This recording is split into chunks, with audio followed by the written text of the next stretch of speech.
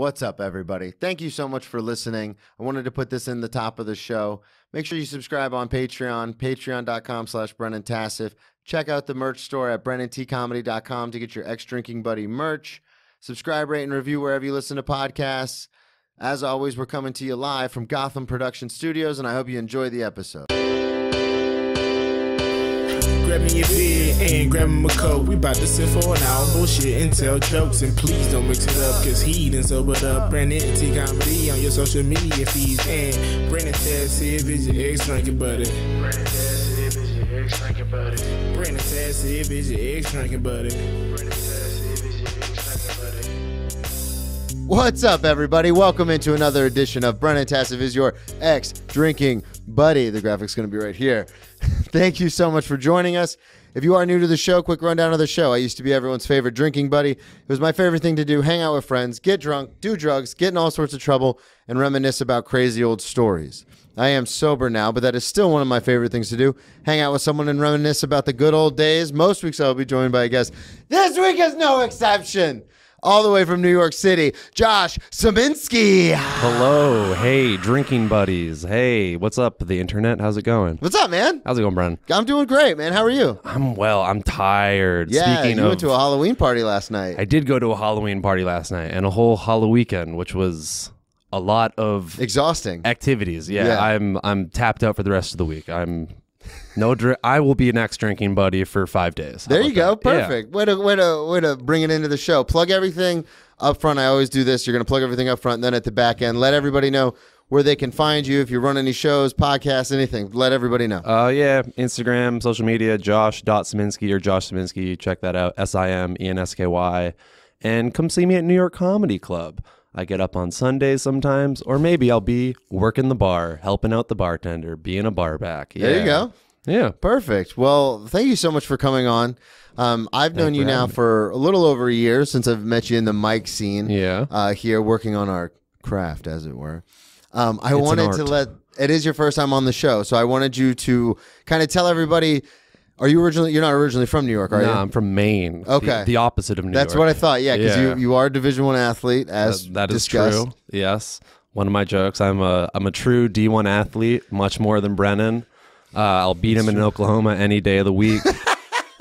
You were a cross-country runner, I was a correct? cross-country runner and a track athlete, and the sad truth of that is actually I transferred from my D1 school after one semester into a D3 school. So really, I was a Division III athlete. Ah, but you had it. It was, hey, I only played for 2 years until I got hurt. So it's like, dude, that's the roughest part about football. we still count it. Yeah, I got my 8th concussion.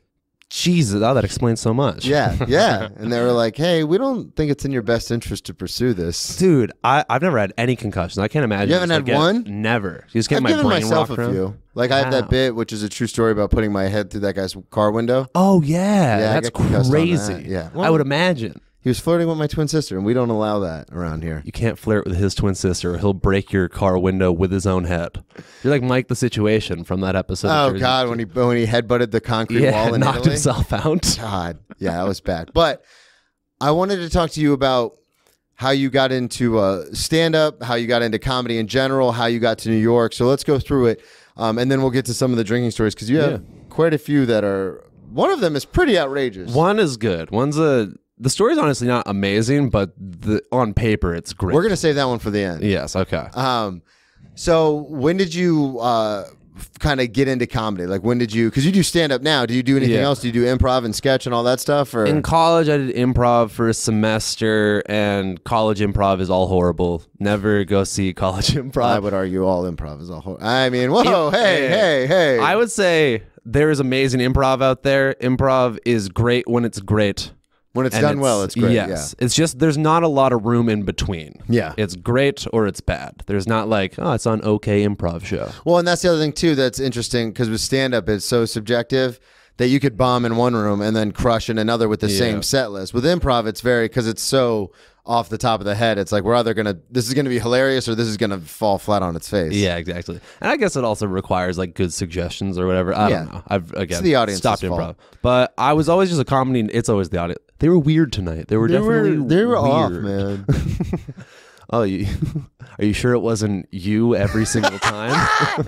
Do you know those people who always do just mediocre and then they come off and they go, man, I crushed? Yeah. Do you have those people in your life? They exist. I mean, I've noticed that's kind of more of like a, you hear about it, but I never see it. I've never seen someone walk off and go, I crush. I've seen it. That's crazy. I always think I did worse than I did, I think. Oh, yeah, me too. I'm the same. Yeah. So we're brothers in arms. That's how you get better, though. You got to be a little hard on yourself. I mean, you got to be absolutely. nice to yourself, but you got to be hard on yourself also. So you did improv in college. But before that, I was just a comedy nerd. Like I loved comedy. I was always like, did you like comedy as a genre, or did stand up specifically? Stand up specifically. Okay. I think the first thing I ever heard was like 3rd grade, like Brian Regan and like Dane Cook.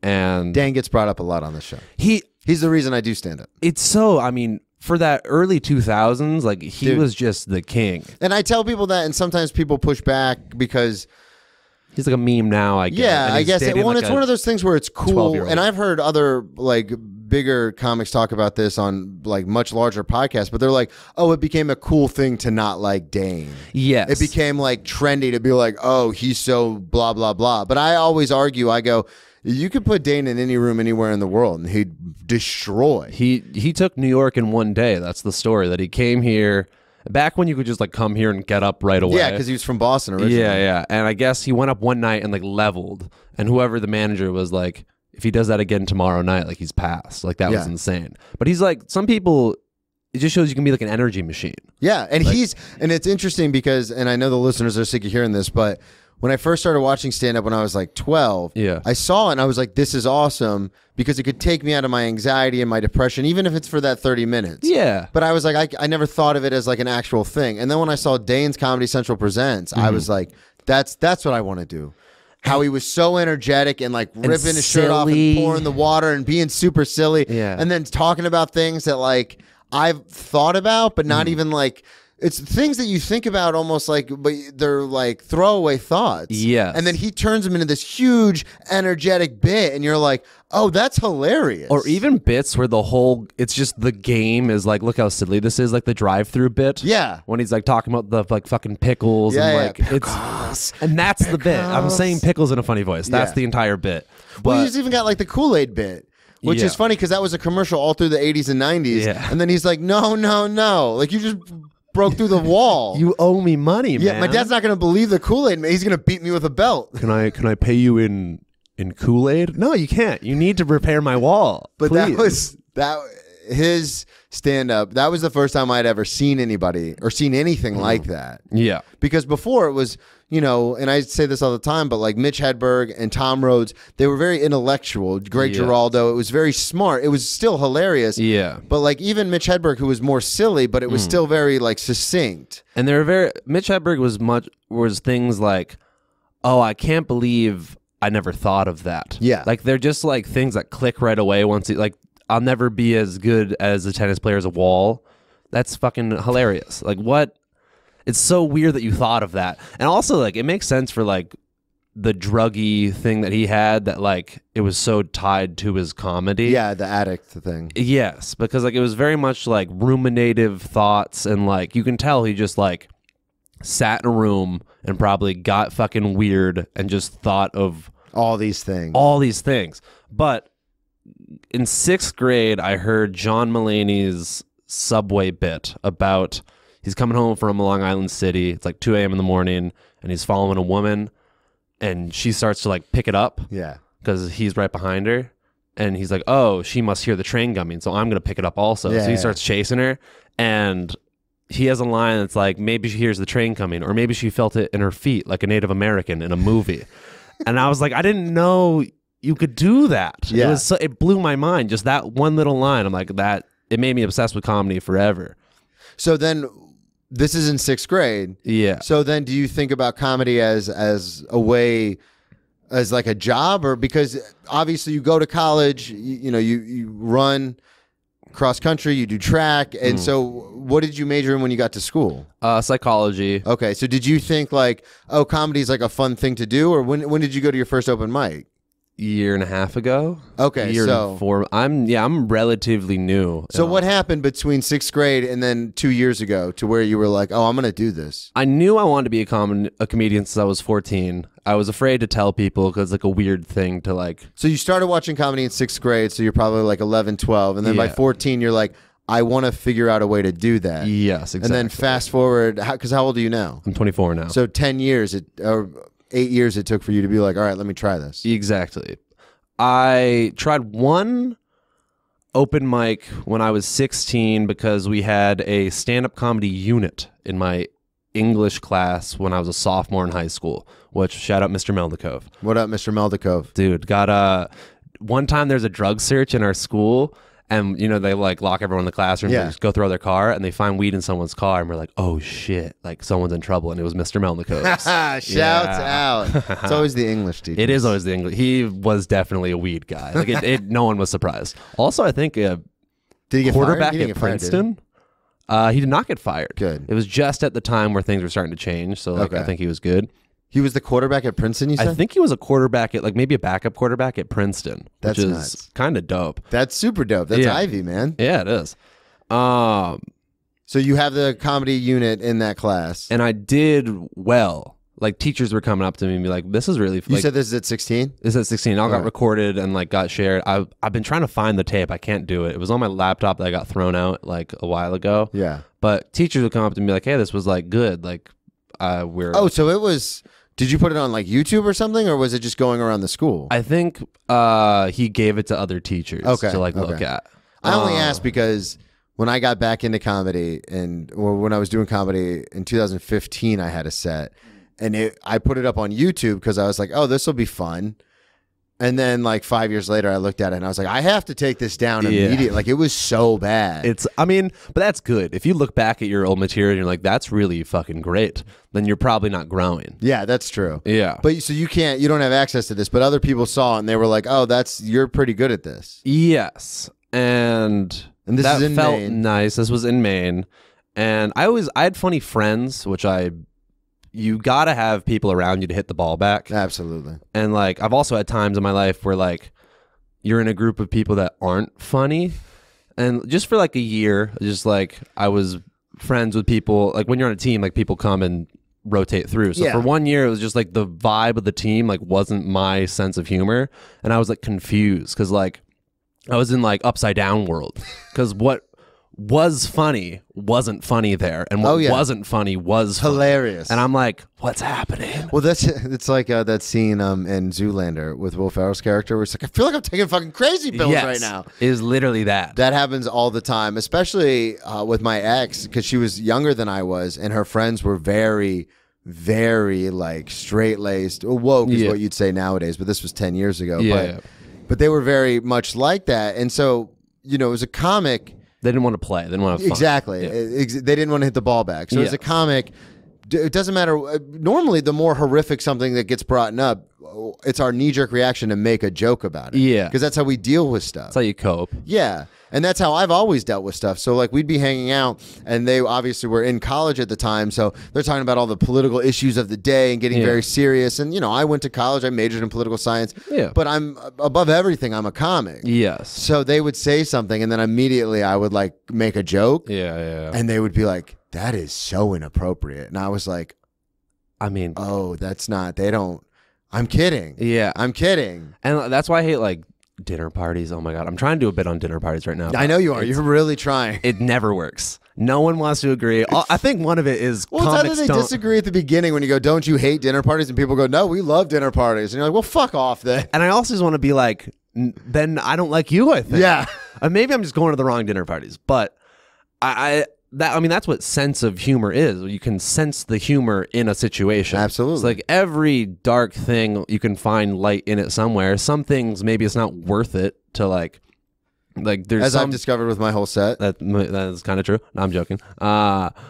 There are some things where maybe it's too dark to get the light out of it if you don't have the skills yet, you don't have the tools. Or it could be too truthful that it's not perceived as funny. Yes. And I hate getting the awe. Yeah. Like if you're telling a thing and you're like, oh, I'm getting to the part, and then you hit it and they're just like, oh, we feel bad for you right Yeah. now. I'm like, Aw. don't feel that you're making me feel bad. Yeah. I'm up here joking about it. Yes, You see the exactly. microphone, as Matt Fulcheron says, this is the universal sign for I'm just kidding. That's funny. I like that. Yeah. If I have a microphone in my hand, I'm just kidding. Yep. Well, and that's the thing too, is like, and then we'll get back to what we were talking about, but it blows my mind, and I don't know if we said this before the mics were hot or after, but how comedy is so subjective. Yes, very much so. And that's the thing, is like we were talking about before, where people were telling me like, you either need to find an audience that's going to like follow you, or you need to like maybe throw in a little sillier stuff at the beginning, because just going right into dark is not going to appeal to the mass audience. No. And I quote him all the time, but Kinane said it the best, where he goes, I don't need everyone. Yeah. I just need enough to fill a room. And you don't want everyone. Yeah, you definitely don't want everyone. If you are such a big draw, I mean, I would kill to be that. But if you're such a big draw that like everyone likes you, you're probably watered down in a lot of ways where like you want. There's 8 billion people in the world. There's enough. I think like 1 out of 10 sets should not go amazing. Yeah. Oh, I completely agree. Because then you know you're doing something right. Yeah, exactly. Because you're working. Yeah, like again, it's like anything, but it's fine to be like, yeah, okay, I'm not for you guys. That's fine. Oh my God, if I had a nickel for every time that's happened. Yeah.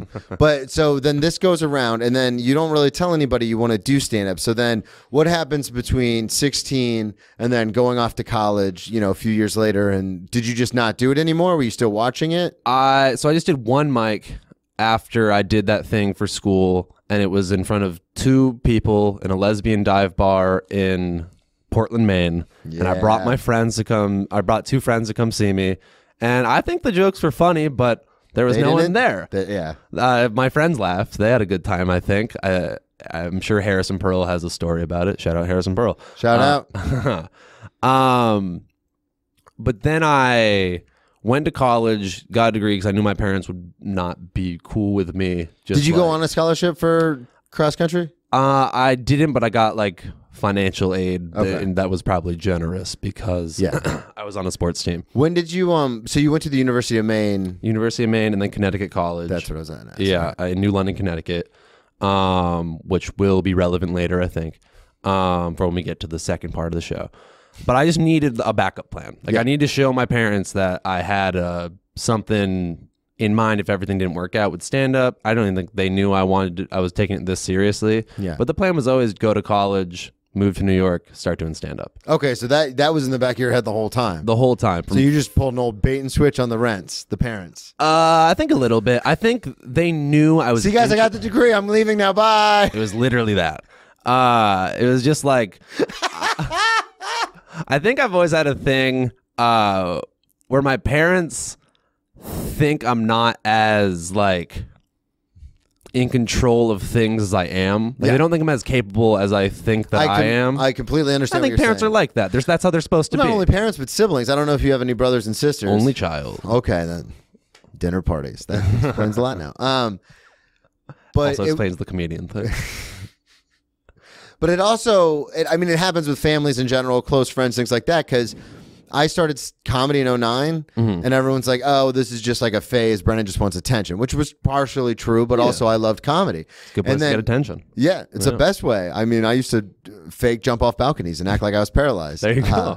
Great. But then apparently that story is okay to tell because the way it ends, but the stabbing myself in the stomach is not okay to tell, or so I've been told by other comedians. Stab is a really harsh word. I know. Stab is, and I think you have the part where you're lying on the ground, but yeah, stabbing myself, that's a lot to take in. So, but even when Savannah and I first got together, I was like, my goal is to move to New York or LA. And I was sober, and I had fallen back in love with comedy because I took a few years off after my last relapse. And so I had like gone head first back into comedy. And I was like, New York, LA, New York, LA. Do you feel like you always need an addiction? Like comedy. I mean, I go to the gym 6 days a week, whether I want to or not. Yeah. I'm definitely an addict on the inside. Yeah.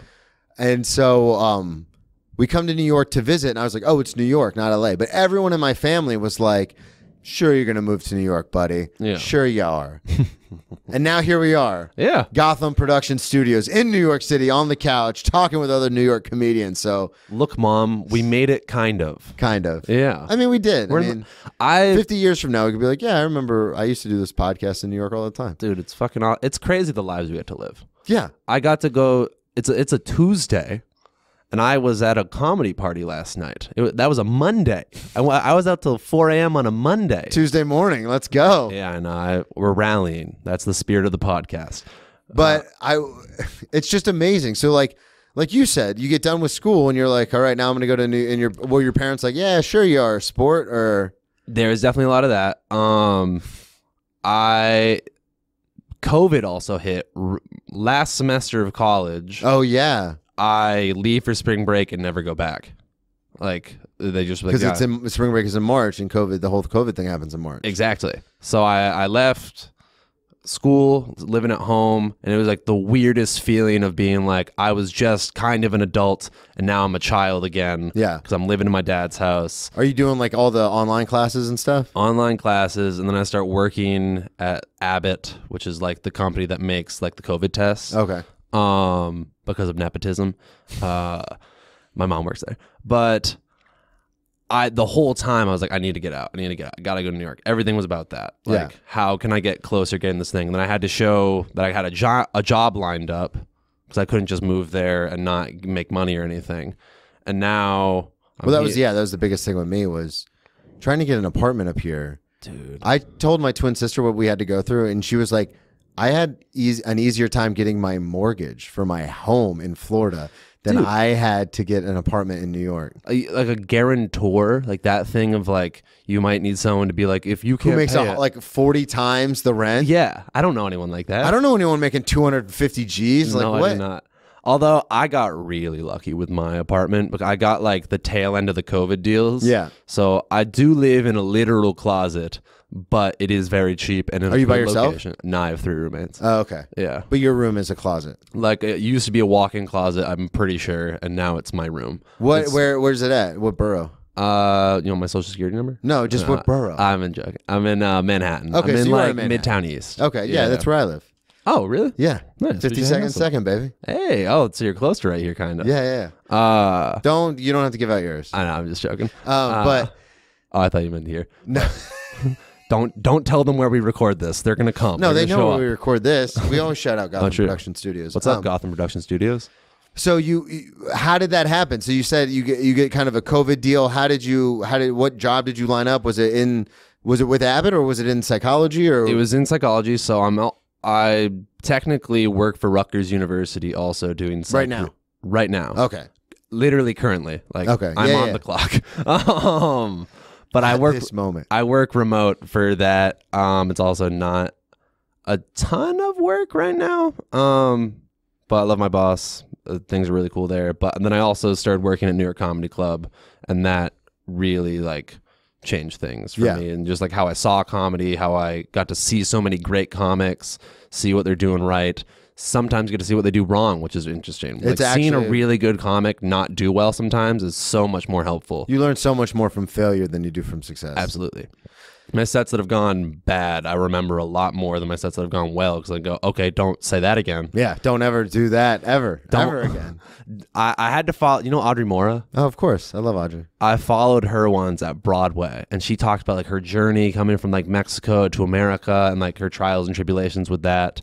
And they loved her, like basically standing ovation. And then I get up and I'm fucking 23 and I'm like, so guys, you want to hear about YouTube videos? And they're like, they did not care at all. Yeah, I've had that. I had to follow friend of the show, former guest, Josh Adam Myers. Mm-hmm. Great guy. And he's a super dude. But because I when I'm in a room, it's hard to explain because you've only ever seen me a lot at the mics. Yeah. And at the mics, I'm not as high energy as I am at a show. Yeah. That's I've seen you only on a couple because- of shows, I think. Yeah. And at shows, I'm very much like, here we fucking go. Like, Yeah. woo.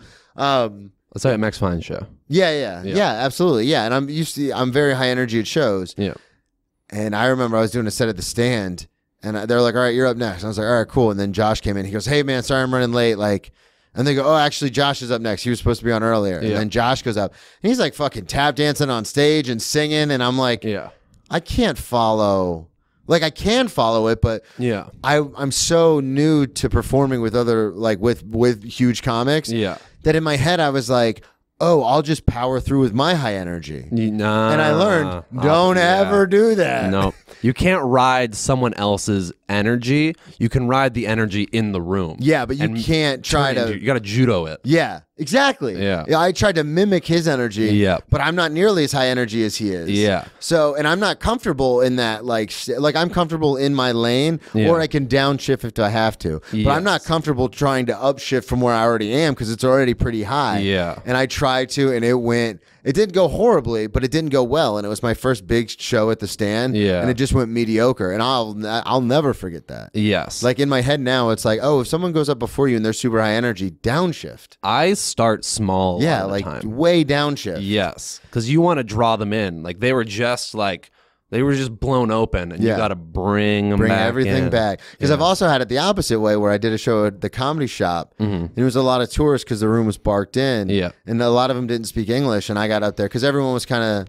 hey guys, what's going on? So I got up there. I was like, what's up, guys? Yeah. And everyone in the audience went like, oh. And I was like, all right, never mind. We're going to be chill. We're going to be cool. What's Yeah. up? What's up? But also, when you do have a crowd that like doesn't speak English or something like that, to be a little bit more animated and be like, all right, like how can I turn this a little bit? They might not get on my like little witty The things. jokes, but they get what you're doing. Yes, funny is funny regardless of language. Like, Yeah, that's true. I used to do at the club like live cutting for shows, like when you ever seen like a news broadcast and they show like the camera room, it's like cut to camera 3. Yeah. I was that guy. Okay. And I watched a couple all Spanish shows, and there were parts where I would still laugh.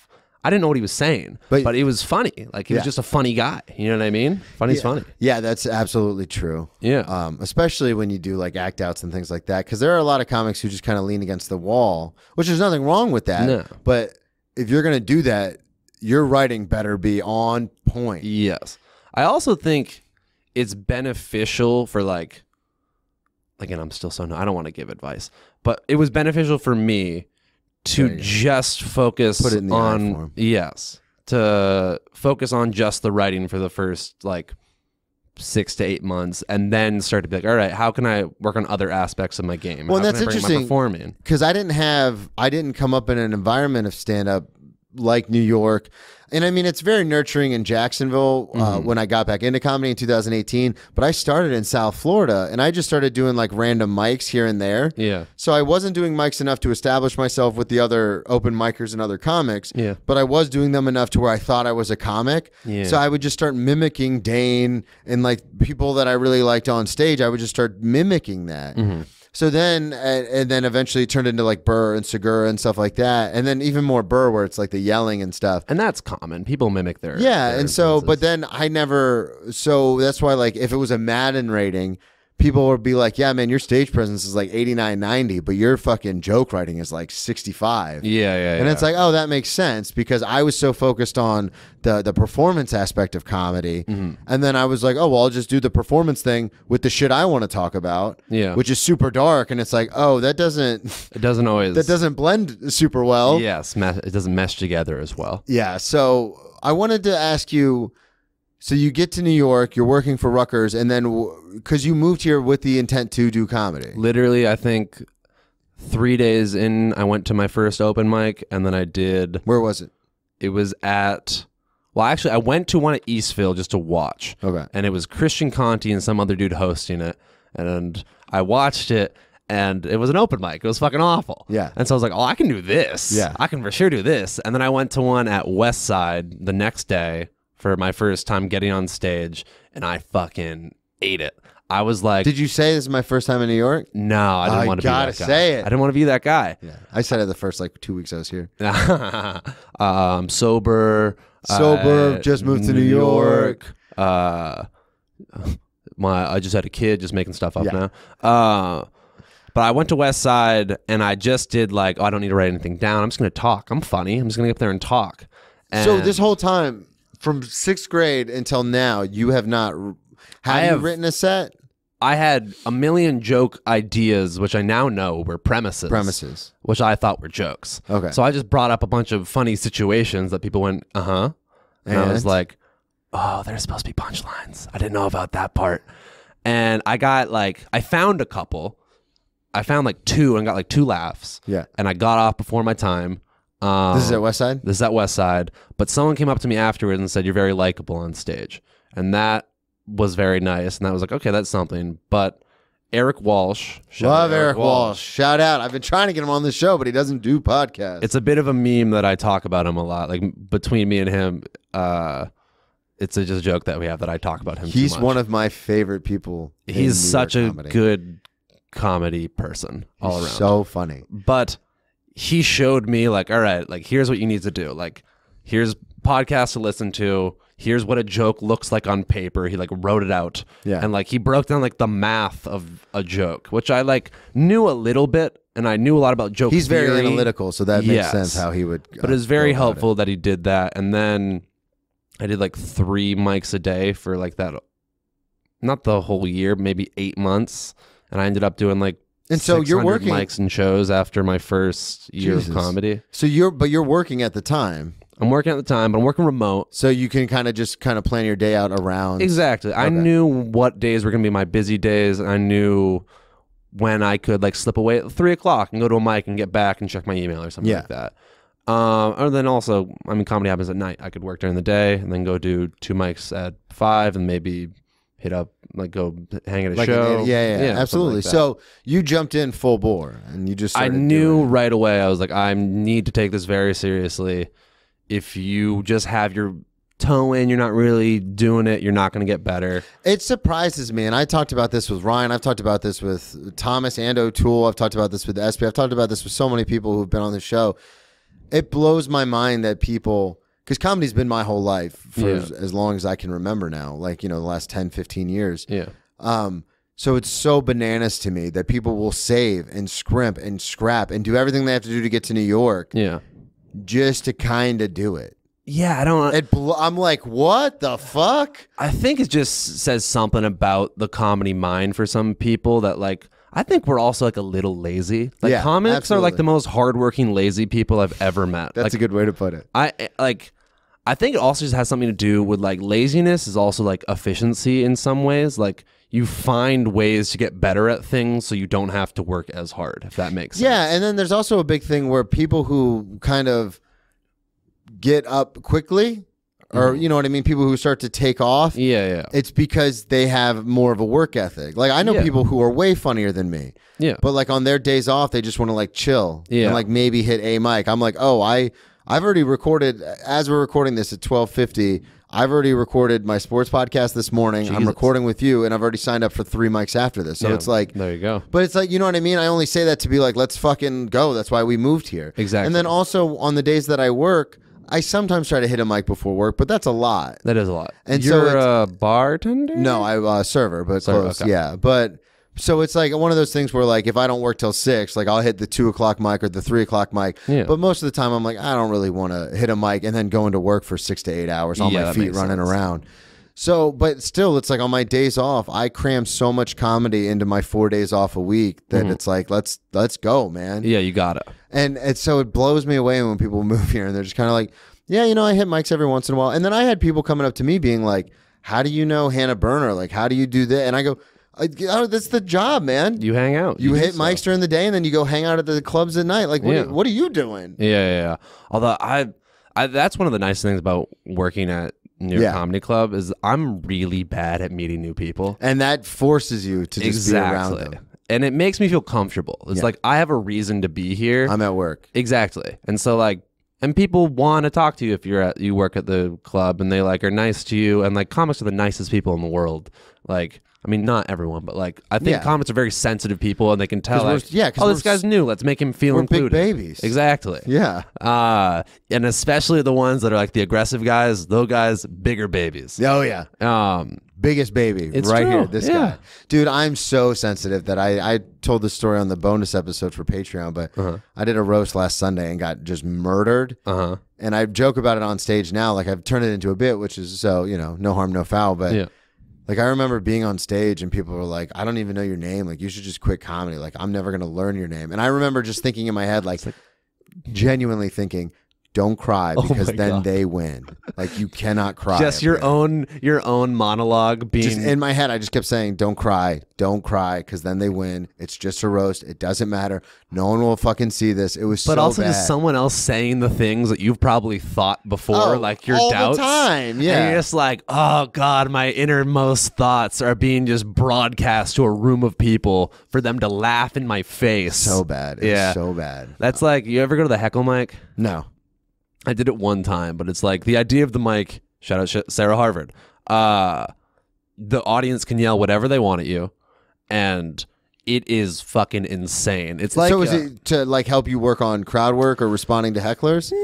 No, it seems like that would be the purpose. That's on paper. In practice. In practice, it's, you've seen Happy Gilmore? Oh, yeah. It's tough enough for hockey season. Just stand in front of the pitch machine and letting it hit you in the face. Yeah. It's just like, all right, if I can make it through this, nothing can go this wrong.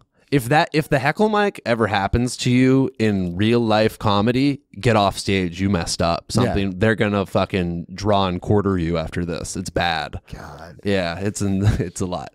Well, I wanted to ask you because we kind of got to your journey about how you got here, but when did you start? Because you are a former athlete. When did you start like drinking and partying and stuff? Was that in high school or was that in college or? In high school, I drank a little bit. I didn't smoke weed or anything like that. I went to parties. I was like a normal high school kid, I would say, in like that regard. Must like I didn't be go nice. crazy with it. Yeah, I don't know. What were you like in high school? Oh, I didn't have a whole lot of friends. Really? Yeah, I got bullied. You're so relentlessly. affable. You're a likable guy, and you're on a football team. Yeah, I got bullied by the other football players. God damn it! All these weird self-inflicted scars don't happen by accident. I guess so. Sorry, younger Brennan. Let's take it off me. It's on you. All right. This is your episode. Yeah. So I did Because you sent me a story about high school. Yes, I did. So that's why I just assumed you were like a popular kid doing ragers and stuff. No, I was not popular. I was like, I was like backup popular. Yeah. Like if there was a party, I wouldn't be the first to get invited, but maybe if they're like, it's gonna get a little bigger, I would get invited. It'd be like that. So and I you're had in popular friends. You're in the secondary. I was in the secondary. I had friends that were like on the soccer team, and like we're from Maine, so our football fucking sucks. So like soccer's kind of the thing. And they were cool. They went to like parties and stuff, and I would tag along with them. But I mostly like, I would party with like my cross country friends and stuff like that. And I had one buddy on the team, Spencer, who had an awesome party house. It was like right by a lake. Shout out Spencer. Shout out Spencer Brown. Just got married. Congratulations, Spencer Brown. Congratulations, Spencer Brown.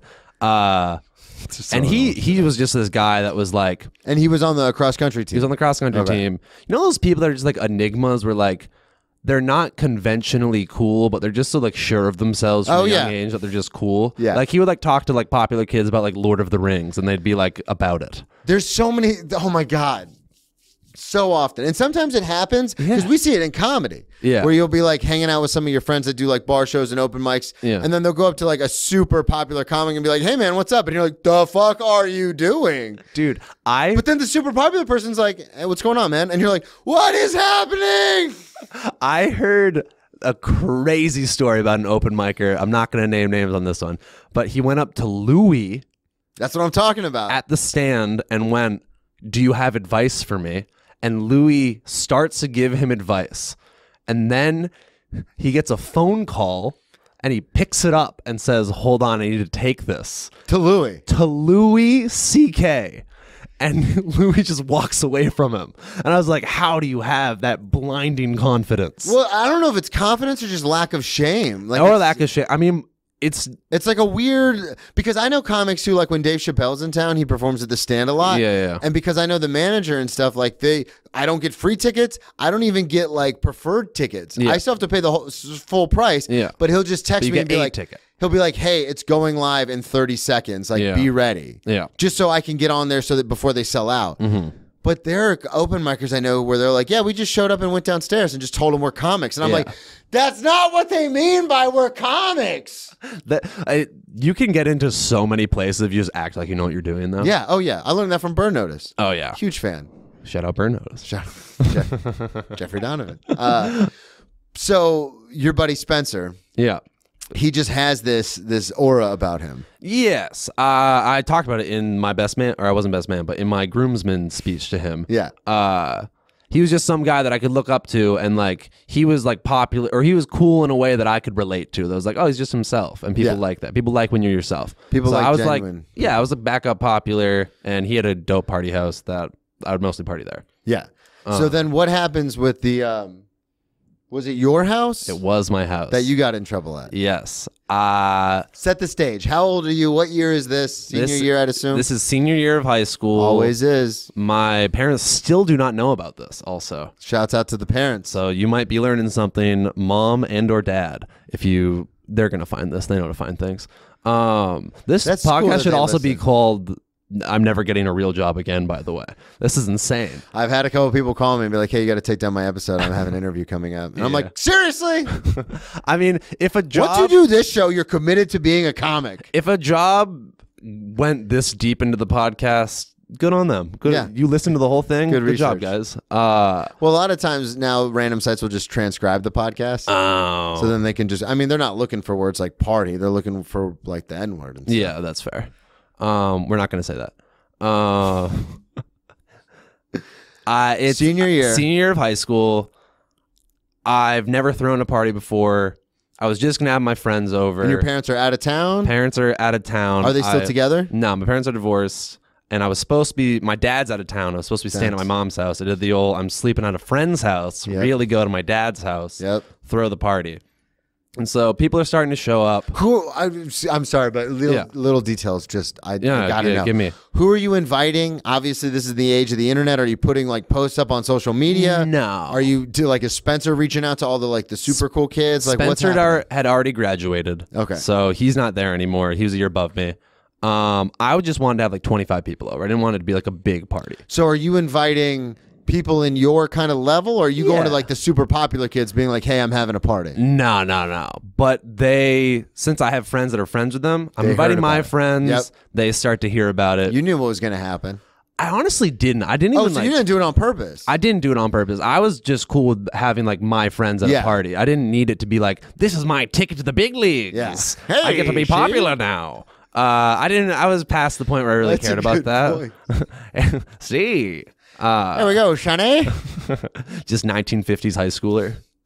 But the reason I ask is because I don't know if it's the political science background in me or if it's growing up with the divorced parents and you have to play politics, as a kid, or like growing up with like, sibling. I don't know what it is, but there are parts of me where I will purposely say things out loud around people because I know they're going to hear it. And then if it comes up again in conversation, my name will get brought up. Oh, like Brent. Okay. Like Tacit told me this. Yeah. Well, Brennan said da da da da da. Yeah. So, and I don't always do it on purpose. Like I'm not scheming always like Littlefinger in Game of Thrones. But there are times where I'm like, oh, if I tell so and so about the one man show, then maybe she'll talk to somebody and they'll be like, oh, that sounds like a really cool idea. Yeah. Just planting seeds. Yeah, that makes sense. But you didn't do that. You literally just wanted your buddies to come over and hang out. I just wanted my buddies to come over and hang out. And like having an empty house and access to alcohol in high school is just crazy on its own. That's fun. And that was good enough. So I just wanted to play beer pong and have a good time. What kind of house is, if you don't mind me asking, is it a big house your dad lives in, or is it? It's big for one person. Okay.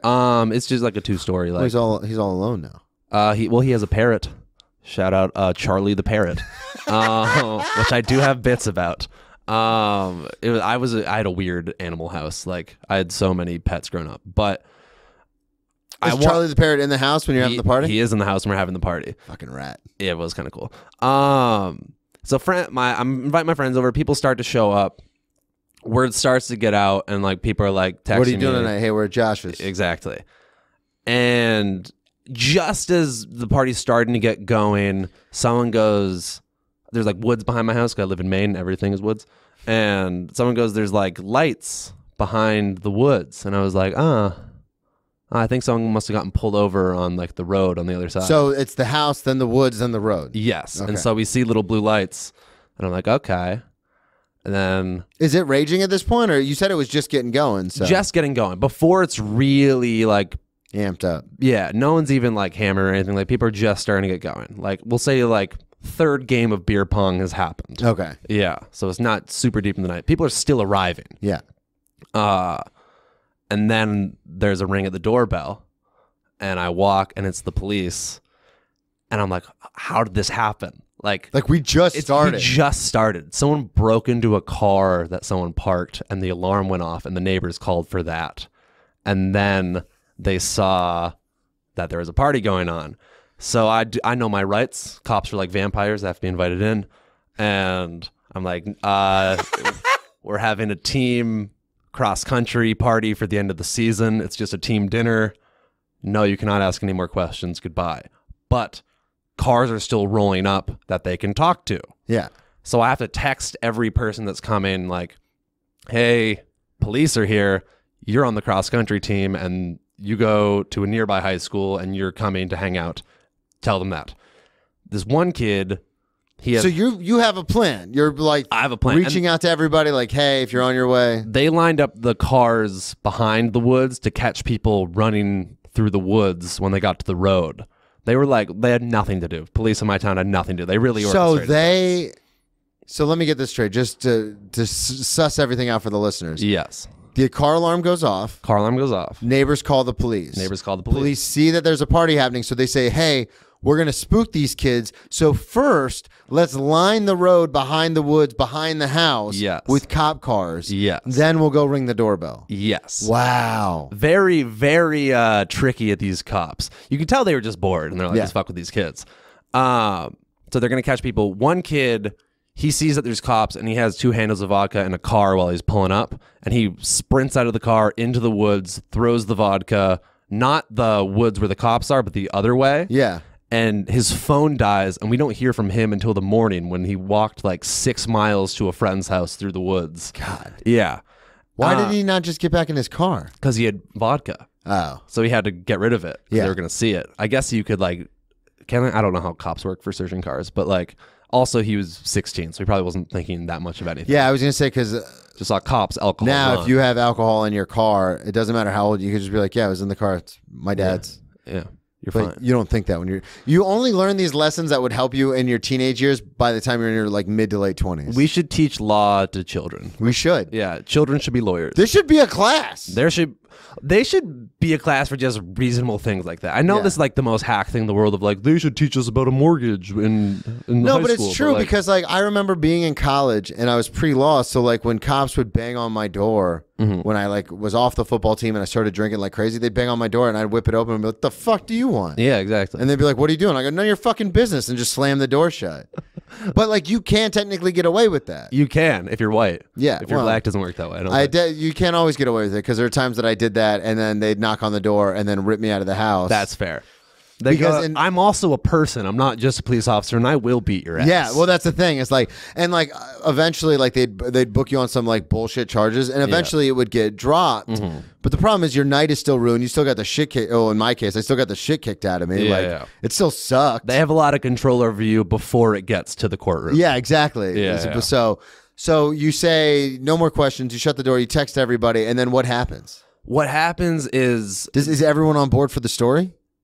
Everyone's on board for the story, and we do work that part out, but then they're up and down the street, like the cop cars going up and down the street to catch people driving away because they don't want drunk drivers or anything like that. So I make everyone... So the cops have just now made it their whole business, this party. Like, this is their night now. Yes. And they're just tormenting us. But true to form, you're like, sharks. We're not shutting this down. We're like, we're partying. Nah, I was like, we are shutting this down, but we're going to wait them out. So it just turned into like a more somber hangout thing. And then so it really did turn into what you said it was. It kind of was what I wanted in the end because of the police. So actually, thank you, police. You did me a favor. But everyone was like, I just remember I was stressed out because like I never really got in trouble like that before in high school, and definitely never had to like talk to police for things that I was doing. Yeah. Were you drinking at the party? I was. Were you I was gonna say, were you so freaked out that you're like, everyone's drunk and you're staying sober? Like, we have to figure out what's happening. I remember one of my friends was just like, Josh, calm down. You're fine. Easy for you to say. Literally, that was like, Devin, you don't get it, all right? Of course, his name was Devin. That's such a good kid name, Devin. I mean, that happened to me. I remember I was at a hotel party one time when I was on probation, Yeah. and my buddies were doing like coke and stuff and like blaring the music. We got a call. By the second time the front desk called to tell us to turn it down, I was like, we have to like turn it off. Yeah. And they're like, what's the big deal? Like, chill, man. I go, you're not the one out on probation right now. Yeah. Like, if the cops show up, I'm fucked. Yeah. Like, my totally life will be fucked. ruined if you do this. And I don't get how some people can just be like so chill with So blasé. Yeah. About just like letting your life get ruined. It blows my mind because I meet people like that all the time, and I'm like, because I'm so Imagine high strung with having anxiety. no anxiety. Yeah. And I meet people who are just like, whatever, like whatever happens, happens. And I go, you're not going to try anything to stop this? Like at all? Yeah. That's like, you ever watch porn and it's like porn with like two dudes and a girl, and I'm like, how are you guys this comfortable with each other? How are you doing this? How are you just those are the people without I could anxiety. never be that relaxed. No, ever. Yeah. Having no anxiety would be crazy for me. But also I think it probably makes your life worse down the road. I hope that's what I tell myself, that my anxiety is helpful. Yeah. It has to. You run into problems somewhere. Well, and also those are the kind of people where they're just kind of like, oh yeah, well, we'll just see what happens. Like, I'll just chill doing this for a while, and the next thing you know, you wake up and you're 47 and you have like nothing going on. And it's like, well, yeah, because you didn't have that weird voice in the back of your head, like, fucking do this or you're gonna die. This is, I think, from the Pete Holmes podcast, which I bring up all the time, also. But anxiety is free cocaine. It's just a little voice in the back of your head that's like, oh, you want to sleep in? What are you, a failure? And you're just like, so no, funny I'm not a failure. I'm going to do this. I say that all the time. Like, people are always, because I'm like I was talking about earlier, I'm busier on my days off from my actual job than I am on my days on. And people are always like, oh, you don't ever just take a day to like just chill? Yeah. I was like, no, you're your fucking mind. Yeah. Like, I think it is useful to take like one day. I've been doing 13 days on, 1 day off from comedy. Okay. I need a day off from comedy. Also, I write on those days sometimes, so maybe I'm not taking a full day off. But like, I do get fried a little bit, and I can't just be like always on the treadmill. Well, but I do also get the mentality of like, I'm not letting my foot off the gas pedal. Yeah, but it's good to have a variety. So like, yeah. But I work it into my schedule. I do something comedy related almost every day, whether it's writing, whether it's hanging, whether it's open mics, and some days, or the podcast, or some days I do all of it. Yeah. Like today, I've done 2 podcasts. I'll do open mics. I'll hang later, and then I'll write some when I get home. So it's like today I'm doing everything. Yes. But like I don't normally go an entire day where I don't do anything comedy related. Yeah. Even if it's cutting clips up just to post later. Like that still counts. That still work. Yeah. You forget that we're only like little companies now. Yeah, we have to do all this shit all the time. Yes. So what ends up happening in the end with the cops? Do they leave? Dude, I think 2 people who got their cars broken into, they were like legally allowed to call the owners of those cars, which was those kids' parents. Yeah. I think it's like on the lease or whatever. So they got found out. No one else ever found out until... well, actually, I get all the beer cans. I clean everything up, and I go back to my mom's house. I remember throwing the beer cans in like a quarry somewhere. And this is the next day? This is the night of. It's like I've sobered up. It's probably like 3 hours later. I cleaned everything up, and I went back to my mom's house. I'm just like, I couldn't sleep, so I came here. But cut to like 2 weeks later, I thought I did such a good job cleaning the house, and my dad comes up, and he's like, there's a Bud Light in the basement. And I was like, what? Was it yours? And he's like, oh, you like, who did you have over? And I was like, just Nick and Tony. And so he thinks it was just 3 friends hanging out, and we had a couple of drinks. But really, I did have a party that was not a party. That was your dad a drinker? Or could you pass it off as... No, my dad doesn't drink. Like, there was no way in hell he would ever have a Bud Light in the basement. It's not. I've seen him have like 2 rum and cokes in my whole life. Oh, really? Yeah. That always and I talked about this with Ryan Thomas. I've talked about this with some other people too. It always blows my mind because I come from a drinking family. So it's always weird when people are like, no, never. Yeah, my dad does not do like dad stuff, like grill and have a beer like that. He's just like, no, I like chill and watch the game. Diet Coke is my dad's beer. Mine too. Big Diet Coke also guy. Vodka, but Diet Coke. Yeah. God, so you ended up getting caught 2 weeks. So your dad didn't go down in the basement for 2 weeks. 2 weeks, and it was just 1 beer can. I did everything. I checked all my bases. Just 1 beer can that sunk me. Did you get in trouble? Kinda. Like he like, don't do that again, yell at me kind of thing. But not like, I didn't have like a You weren't like punishment. grounded or I was like 17, so it was like kind of normal to have, like, it wasn't the biggest deal in the world that I had 2 friends over and had like some drinks in his mind. You know what I mean? Yeah, that's true. I wanted to ask you about, because you can be a little bit of an antagonizer. Interesting. As I mean, that's what you told me. How do you explain? In what regard? You said antagonizing coke addicts. Okay. That's, I love to mess with people when I'm drunk. So is this in college or is this in New York? This is in college. In New York, I do not mess with people because you will get stabbed. You will, you can die. That's one of my least favorite things about being here is that, 1, no nature, and 2, you can't mess with people. You mess with people, they will. Central Park. It's not nature, though. I'm from Maine, man. Yeah, that's We have true. like mountains and stuff in the ocean. I guess they have the ocean here, but you have to go to like Rockaway and step on a that's not needle the ocean. somewhere. That is yeah, not the ocean. That's like what the ocean. I'm from like, spit Daytona, up. and to me, I'm like, that's not the ocean. Yeah, true. And I'm from a trash ocean, and to me, I'm like, that's disgusting. But I love messing with people when I'm drunk. Even just like stupid, like fucking licking someone's elbow and walking away. Like just Is something this like in college? in college. So one time, this dude came out. Which college? This is at UMaine. Okay. So you're young. You're like 18, 19. I'm 18. Yeah. UMaine's really spread out. Everyone lives in like apartments and stuff off campus. Like no one really does anything on campus. Okay. We're walking by this guy's apartment, and my friend that I'm with recognizes him and goes like, "Hey, like Kyle." I don't know his name, but we'll call him Kyle. I went to high school with you, and he's just like, "You need to get the fuck off my lawn, man." And he's like, "Kyle, like look at me." And he's coked out of his mind. He can't like comprehend sentences at this point. He's just running off, like confidence is just running his fucking neurosystem. But I just go for some reason, "Hey man, piss on my dick." And that like enraged him. Yeah. And he's like, "What'd you say to me?" And I was like, "I said piss on my dick." And he was like, "Say it again." And I was like, "Why?" And he's like, "'Cause I'm gonna beat the shit out of you." I also attract a lot of fights for some reason. Oh, you don't say. Yes, but Licking elbows and pissing on dicks. I didn't piss on it. I just told him to. Yeah. It's just a fun little phrase. It's a fun thing. It is a fun thing. But the Tom Roach, I thought it would liven up the party at the time. I thought it would. I thought it'd be a good time. I was piss on my dick.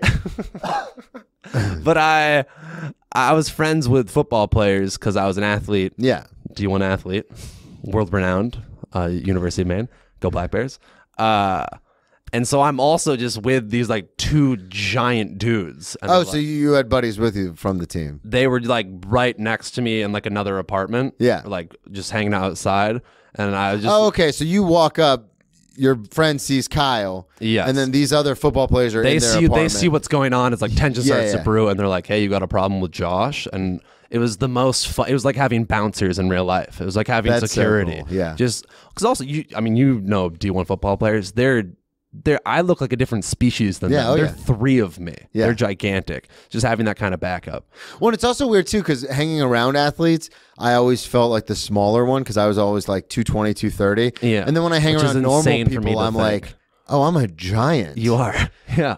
Like it's so weird because when that TikTok thing went viral, all those things that Hannah puts up go viral. Yeah. A lot of the comments are always like, "Who's the big dumb idiot?" And I go, "Oh, I'm the big big. dumb I'm idiot." the big one."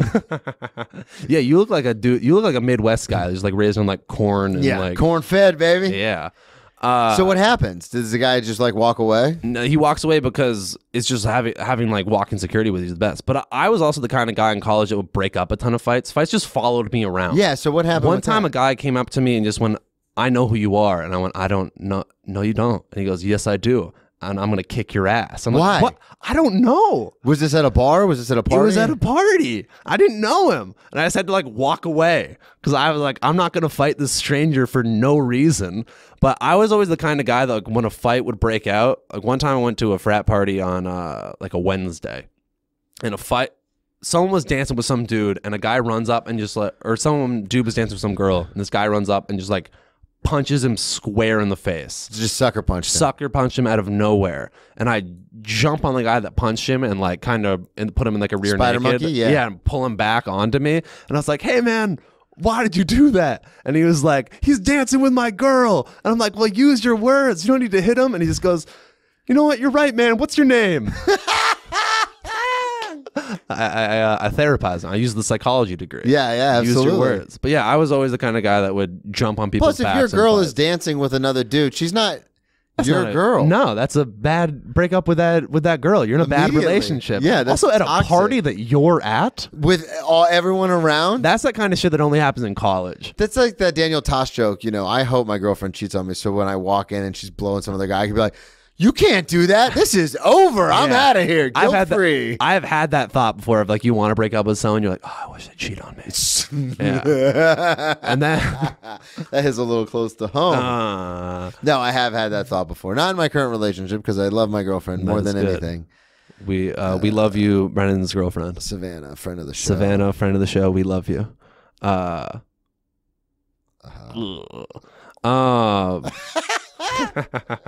But yeah, I would always. Won't age well. All right. Oh shit. I like to. Is something going on? You want to talk about it? No, I was kidding. All right, never mind. Yeah, I'd always break up fights. That was I'm just joking. We have microphones. Nothing we say can be. We can't hold us accountable for anything. Absolutely. That's true. I Say think the about N-word. that all Do the it time. now. Don't do it. Like, I can say stuff on this podcast, and then even if it is true, I can just be like, "No, I was kidding. It's a comedy podcast." It's true. I'm worried if my parents ever came and saw my comedy, they would like yell out and be like, "That's not true," and I want to be like, It's exaggerated. Don't tell them that. My older sister came to a show one time because I do the opposite. I rely too heavily on the truth. Oh. My older sister came to a show one time and I was talking. I was doing a bit about my dad, and she's just in the back howling like, "That's so true. That's dad." And I go, "Yeah, Emily, that's why it's funny. How about you stop interrupting my set?" Positive things are also heckles, people. I want you to remember that. Oh my god! If someone says you're doing great, that's a heckle. It's the most annoying heckle because you're like, I can't be mean to you because you were nice to me, and I need to now navigate this in a way that's so much harder than if you just yelled like you Fuck fucking off, suck. yeah. Exactly.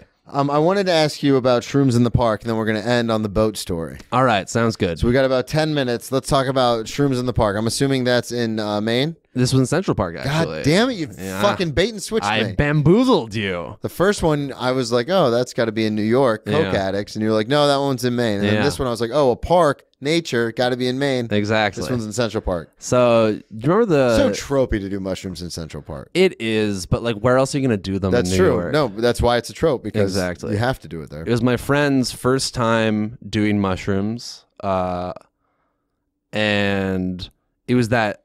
I think it was the hottest day of the entire year. I think it was like 100. Was this last year or this past summer? This past summer, it was like 110 degrees. I remember that day. Yes, it was a Saturday, and we go. I was going to work and I got there and I was like, I can't. I need a shower. Yeah, you walk and you're just like you walk 5 feet in New York in the summer and you're like, I need new clothes now. Yeah, I'm It's dying. insane. But it's honestly kind of nice, like a little just like we're all gross and it's fine. Yeah, just accept it. Also, people wear a lot less clothes during those days. You know what I mean? Oh, I know what you mean. Talking about those dudes and their dicks out. We're talking about all that dick cleavage. Yeah. But it's her first time doing mushrooms, and we have a babysitter. But my friend you've heard my joke about my boys who listen, right? Yeah. So these are my boys who listen, which is just my female friends from college that I still hang out with sometimes. No, they're my very good friends. Boys who listen. They're my boys who listen. My babysitter person, she's not the most confident person in the world. So it kind of felt like we were just like weird parents because it felt like we were bringing her around instead of she was bringing us around. So we were just like the weirdest family, just like two people on mushrooms and someone who's like, all right, I guess I'll just be in your headspace even though I'm sober. I'll just like talk to you and entertain all your weird thoughts, but not direct you in any way. Oh, God. But we go and we find like a place where we need to sit down because it's like so hot and it's almost maybe a bad decision. Things are still going well though, and then when you've done mushrooms before, I'm assuming. No. You've never done mushrooms. I don't say crack, cocaine, never done mushrooms. Oh, you missed the good one. I know. And you probably can't do it now because you're sober. Well, and it's also one of those things where everyone's always like, "Oh, well, if you're overly anxious, it can be very dangerous. You could have a bad trip." And I'm like, "Oh, then I'm never doing mushrooms." I think it's more about just like letting go. Like I'm a pretty anxious person, and like you just gotta like. It's like a river. If you try to go against it, you're just gonna get swept away. So you just gotta ride it. Yeah. Take it where I always say mushrooms are like something that's been on Earth way longer than humans and wants to show humans a little something about. There you go. That's a great way to put it. I think that's the best way to put it. But when you do psychedelics, I feel like weird things just follow you, and you can't tell, like, is this because I'm tripping or is this actually weird? Yeah. And it was super hot, so we're already kind of fried. And a homeless dude comes up to us right as I'm peeking, and he's like, "Hey, how we doing?" And he just has like the homeless guy thing where like he hasn't asked for money yet, but he's just talking to you like he's not going to ask you for money. And he is. Yeah, like he's just going to have a conversation about like your life, and then at the end he's like, "And now can I have $2?" But he comes up and his face is sidebar. Sometimes I get a little aggressive because they'll be like, "Hey man, hey, let me talk to you," and I'm like, "What's up, man?" And they go, "Hey, I'm traveling," and I go, "Bah bah bah. What do you need?" Yes. Like, I'm on my way to work. I'm on my way to a show. Like, what do you need? It's like when I'm someone busy. texts you and they're like, "Hey man, what's up?" I'm like, "What do you want?" Yeah, like Skip that. Well, What Derek do you- Gaines what are has you a really asking good for? bit about it where he goes, "I moved to New York for the tempo. Like, you're fucking up my tempo. Like, Yeah. just tell me what you need." When people say New Yorkers are rude, I'm like, no, they're not. Being any other way would be rude because Yeah. you're holding everyone up. You're holding everyone up. And we're Bagel, not bagel. talking What do you about- want on the bagel? What do you want on the bagel? Yeah. Okay, out of the way. I'm Go, not next talking about a person. Publix that has like that's as big as 2 city blocks and has 2 people in it. Yes. I'm talking about like you're trying to get on the subway and you want to fucking stand next to your friend on the down escalator when a train's coming. I can feel it in my feet. Yeah. Like a Native American in from a the movie. movies. Good callback. Thank you. But this homeless guy comes up to us, and again, fights follow me, and I'm just like, "Hey man, I'm not gonna lie, I'm on mushrooms, and this really isn't the time." And he's like, "Well, don't take your bad day out on me, because I'm not the kind of person you want to do that with." And he's like, face starts to melt, and I'm just like, "Oh shit!" And his nose starts to get really big, and he gets like a little demony. And I'm just like, "Oh fucking god!" And we have this weird like tension conversation, or like the subtext is like, "I might fucking stab you soon." Yeah. But it's just like, I'm not the kind of guy you want to talk to like that. And I was just like, "All right, well, how's your day going?" He's like, "My day's going good. But it's still this like weird tension. And then it just ends with like, "All right, I'll see you around. Don't let the like heat get to you." And we like leave it kind of amicably, like in a good place. But it was like so scary because like I That's couldn't terrifying. even tell if this guy was actually here. And then Because you're on mushrooms. yes, and I was like, "What's going on?" And then afterwards, I was like, "That was fucking weird, right?" And even the sober person was like, "That was weird. Like that's not." I'm not even doing like a great job explaining because I can't remember everything that he said. I No, just yeah, remembered but like still, it's to be in a situation where it could be almost life-threatening and you're fucked up on mushrooms. yes, and mushrooms like it doesn't impede like making decisions or anything like that. It just makes things weird. Yeah. Like, so I was still thinking rationally, just the world was melting and like my environment was changing to like match my feelings. The world was melting. Yes, it was very odd. I wanted to ask you, we've got about 5 minutes left. Okay. We're getting to the big story, the big closer. All right. You talked about stealing a boat from the Coast Guard. I did steal a boat from the Coast Guard in college. So Connecticut College is basically... This is at Connecticut College. This is at Connecticut College, New London, Connecticut, where the Coast Guard Academy is also right next door. Okay. It's our summer music festival or spring music festival thing, which also there's one dude that dealt coke at Connecticut College. I've never done coke, don't really have a desire to do it, but people at rich white kid schools do coke. Lots of coke. Lots of coke. And he deals coke to everyone for the music festival thing. And the night before, he tests it and texts everyone, like, don't do it. It's laced with fentanyl. He almost killed like 30 kids. Holy shit. Yeah. So that's like that's just like a fun little thing leading into it. But Why wouldn't he test it before he sold it? probably not smart. Probably not the smartest guy. Yeah, right? Probably it's never come up with fentanyl before. And he's like, fuck it, I don't need to test it. And then he was like, yeah, maybe I'll test it. Yes, exactly. So Okay. he almost killed like a good portion of the school. The school is very small, so 30 people is a lot of people there. God.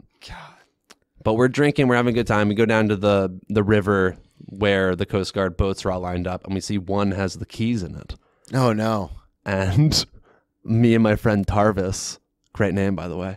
Fantastic name. Yes.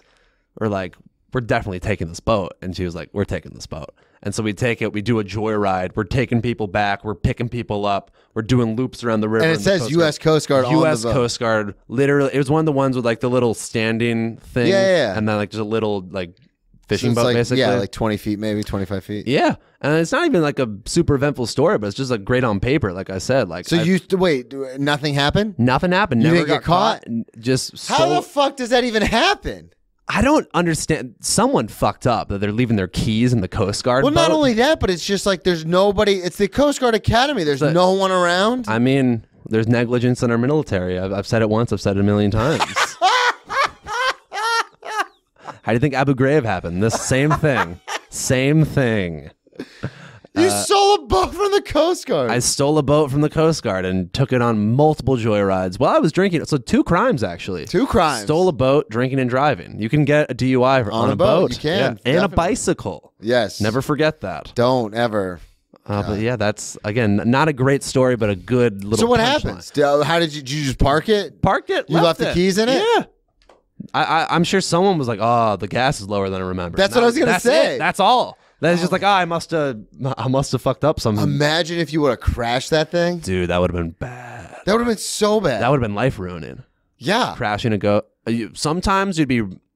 There's also a bunch of like nuclear submarine shit around there. So sometimes we'd be out on runs. You go down the wrong road and it's just dudes with machine guns that are just like, you can't go down this road. And we're like, Turn around. All right, bye. And we had one Ethiopian kid on the team, and he was running down one of those roads, and they legitimately thought he was like a threat. And they were like you might be like a spy or some shit. I don't even know. Like one time at that school, a Russian spy went to it for like 4 years because she was getting like nuclear stuff. Oh my God. And they caught her in a boat on the river with binoculars, like looking into the nuclear submarine base. Yeah, so shit was weird around there. There's a weird like Stranger And Things you stuff. fucking stole a Coast Guard And boat. I stole a Coast Guard boat. Well, thank you for coming on, Josh. Dude, thank you for having me. This was awesome. Plug everything one more time into the camera. Let them know. Josh Simensky on everything. Maybe Josh.Simensky on Instagram. Yeah, come see me at New York Comedy Club. Beautiful. At Brennan T Comedy on all social media, BrennanTComedy.com. One-man show in January. Get your Ex-Drinking Buddy merch. Subscribe on Patreon. Get the merch. Give him money. This man, he needs money. Give him money. Thank you, everybody, for listening. We'll talk to you next week. Thanks so much, guys.